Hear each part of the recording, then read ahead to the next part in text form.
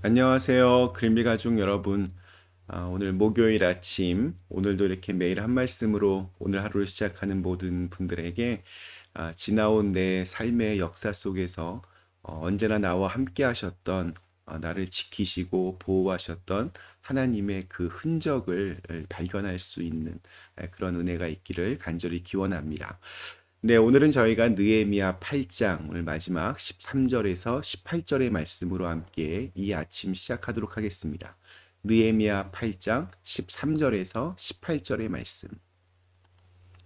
그 이튿날 뭇 백성의 족장들과 제사장들과 레위 사람들이 율법의 말씀을 밝히 알고자 하여 학사 에스라에게 모여서 율법에 기록된 바를 본즉 여호와께서 모세를 통하여 명령하시기를 이스라엘 자손은 일곱째 달 절기에 초막에서 거할지니라 하였고 또 일러스되 모든 성읍과 예루살렘에 공포하여 이르기를 너희는 산에 가서 감람나무 가지와 들 감람나무 가지와 화석류 나무 가지와 종려나무 가지와 기타 무성한 나무 가지를 가져다가 기록한 바를 따라 초막을 지으라 하라 한지라.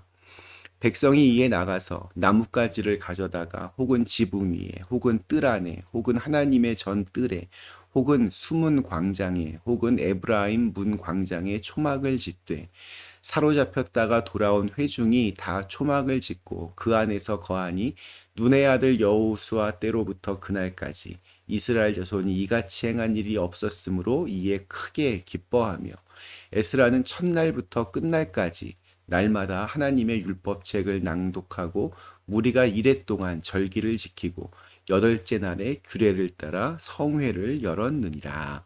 아멘. 우리 백성들의 울부짖음이 있었던 다음 날, 각 가문을 대표하는 이들이 또다시 에스라 앞에 모였습니다.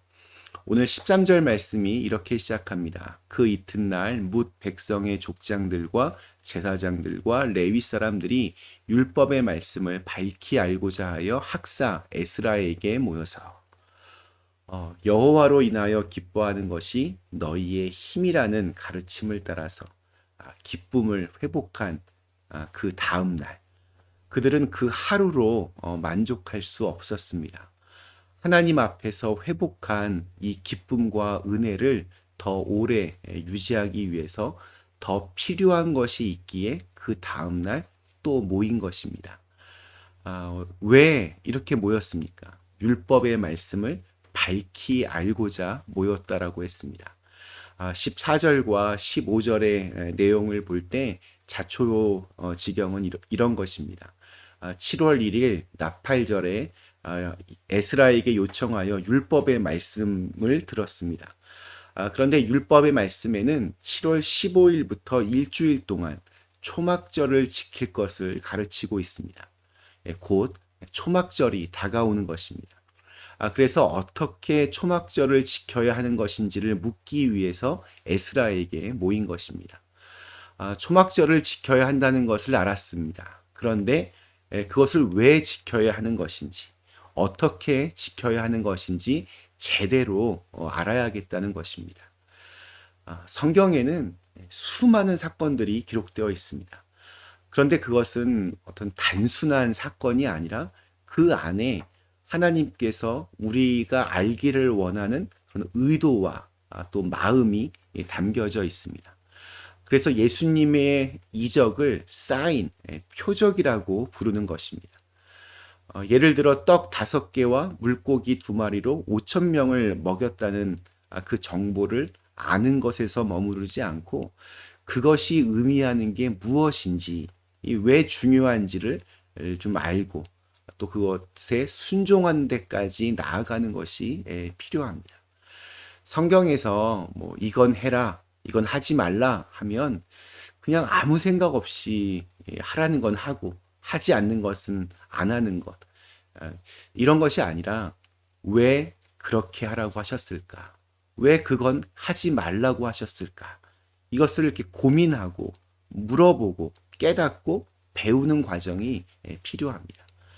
그렇게 하라고 하신 하나님의 마음과 그 의도 앞에 무릎을 치고 또 가슴을 치는 것입니다.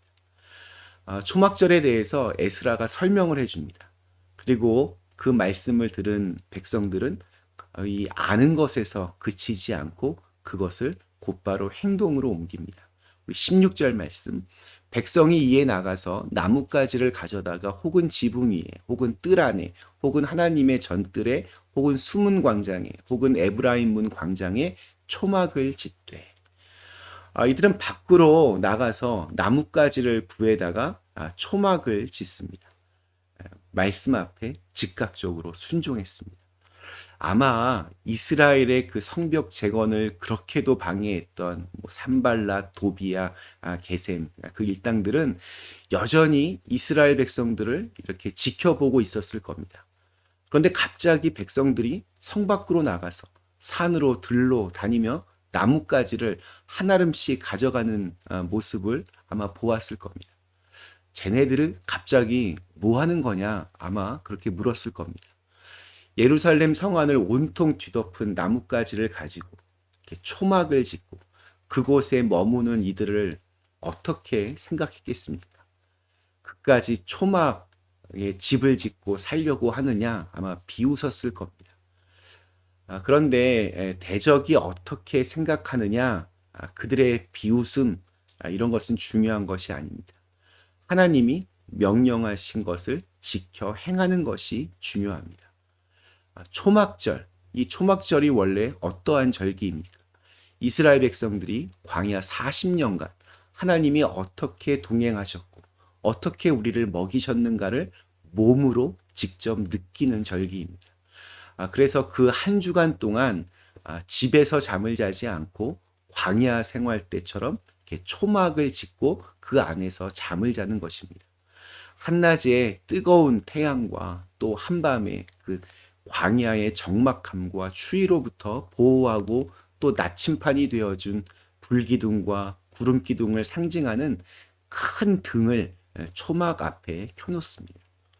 반석에서 이렇게 물이 나와서 먹이신 것을 기억하기 위해서 이들은 실로암 연못에서 물을 길어다가 매일 이렇게 쏟아 붓습니다. 우리 인간이 건망증이 심하기 때문에 그때 함께 하셨던 하나님을 묵상하고 또 체험하기 위한 바로 그러한 절기입니다. 초막절에 대한 설명을 듣고 그것을 실제로 곧바로 행하는 이스라엘 백성의 모습이 참 아름답습니다. 초막절은 우리로 따지면 추수하는 기간, 추석쯤 됩니다. 어찌 보면 가장 풍성한 수확의 계절에 가장 초라한 초막을 짓고 가장 불편한 생활을 하는 것입니다. 이는 크게 두 가지의 목적이 있을 것 같습니다. 하나는 자신의 과거를 기억하라는 것입니다. 광야의 어려움을 기억하고 오늘을 있게 만드신 하나님의 인도하심을 그것을 기억하라는 뜻입니다. 또 다른 하나는 아마도 가장 풍성할 때 과거에 그 가난했던 때를 기억하라는 의미일 것 같습니다. 개구리 올챙이적 기억하라는 말이 있습니다. 높은 자리에 오를 때 내가 낮은 자리에 있을 때를 기억하고 또 많은 것을 가지게 되었을 때 없는 이들의 처지를 생각하는 것이 필요합니다. 처음부터 이렇게 큰 사람은 없습니다. 처음부터 굉장히 훌륭한 사람도 없습니다. 모든 그 과정들이 모여져서 현재를 만드는 것입니다. 그래서 지금 주어진 어떤 풍요는 모든 시간의 어떤 집합체입니다. 가난했던 때, 아프고 병들었을 때, 상처받았을 때, 어렵고 힘들었을 때가 모여서 기쁨과 환희의 축제를 만드는 것입니다. 풍성할 때, 어려울 때를 기억해야 합니다. 힘이 있을 때 연약했던 자신을 돌아봐야 합니다. 그래야 그 풍성함이 더욱 값진 것이 되고 은혜가 되고 능력은 배가 됩니다. 겸손은 높아지면 높아질수록 더욱 빛을 발하게 됩니다. 익은 벼가 고개를 숙이는 것처럼 겸손은 힘이 생길수록 더욱 그 가치가 높아집니다. 그렇게 이웃사랑이 만들어지는 것이고 그렇게 하나님의 공평이 이루어지는 것입니다. 가진 자들이 자신의 어려웠던 시절을 떠올리며 나누고 돌보기 때문입니다. 오늘 우리에게 주신 하루, 지금보다 연약했던 때를 한번 기억해 보았으면 좋겠습니다. 지금보다 없었던 때를 기억해 보았으면 좋겠습니다. 그러면 지금의 현실에서 겸손할 수 있습니다. 감사할 수 있습니다. 그리고 내일에 대한 분명한 확신과 믿음을 가질 수 있게 될 것입니다. 잠시 함께 기도하시겠습니다. 하나님의 말씀을 듣고 곧바로 초막절을 지키기 위하여 순종하는 이스라엘 백성들의 모습이 참으로 아름답습니다. 저희들도 말씀 앞에 늘 순종할 수 있는 사람들 되게 하시고, 또 이 초막절 지나온 시간들 동안 나와 함께 하셨던 하나님을 기억하고, 그래서 지금보다 더 어려웠을 때 그때 나와 함께 하셨던 하나님, 여기까지 나를 인도하셨던 하나님을 꼭 생각하고 내일에 대한 분명한 믿음 안에서 살아갈 수 있도록 역사하여 주시옵소서. 예수님의 이름으로 간절히 기도드리옵나이다. 아멘.